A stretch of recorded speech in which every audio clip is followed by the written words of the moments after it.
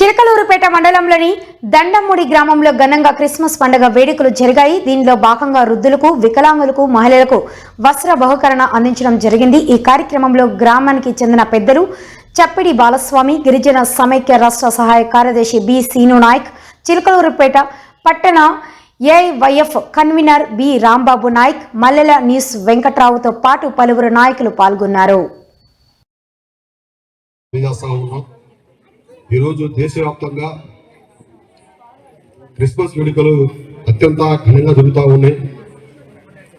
సాక్షాత్తు మన దేశ ప్రధాని సైతం ఈరోజు చర్చికి వెళ్ళి మన యేసు ప్రభువుని ఆరాధించడం కూడా జరిగింది. మేము తెలియజేస్తా ఉన్నాం. అంతేకాకుండా ఈ యొక్క కార్యక్రమానికి గత వారం రోజుల నుంచి మన చప్పుడి బాలస్వామి గారు వారం రోజుల కిందకి మా ఊళ్ళో, మా కొడుముళ్ళో చర్చి వద్ద కార్యక్రమం నిర్వహిస్తా ఉన్నాం. చిన్నపిల్లలకి ఆటల పోటీలు కూడా పెట్టడం జరిగింది. మహిళలకి, వృద్ధులకి, వికలాంగులందరికీ ప్రతి ఏడాది మేము బట్టల పంపిణీ అనేది కార్యక్రమం చేస్తా ఉన్నాం.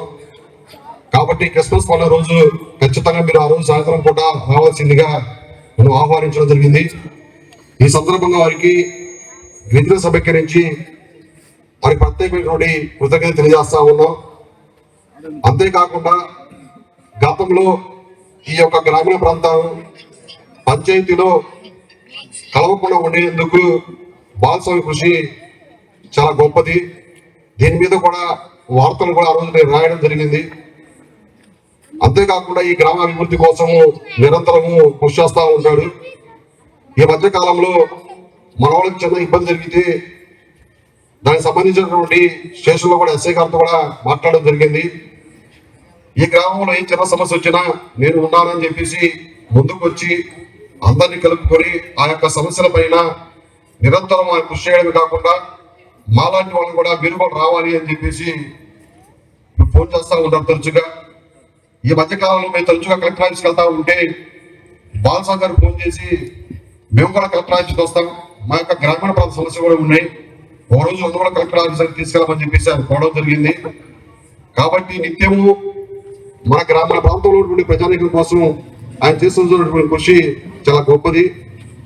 కాబట్టి అటువంటి యొక్క వ్యక్తి యొక్క ఆలోచనాత్మక నిర్ణయాలతో కూడా మనం ముందుకెళ్లాల్సిన అవసరం ఉంది.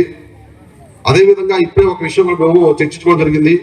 ఈ ప్రాంతంలో ఎక్కువగా యువకులు, ఎక్కువ కార్మికులు, ఎక్కువ కర్షకులు అంటే రైతులు ఉన్నారని చెప్పేసి చెప్పడం జరిగింది. కాబట్టి వచ్చే నెలలో ఒక కార్యాచరణ రూపొందించి ఇక్కడే ఒక భద్రమైన వేదిక ఏర్పాటు చేసి ఒక పెద్ద కార్యక్రమం చేపట్టాలని చెప్పేసి మేము అనుకున్నాము. ఎప్పుడు ఏందనేది మళ్ళీ ఒక డేట్ అనుకొని మన బాలస్వామి గారు ఒక డేట్ చెప్తారు.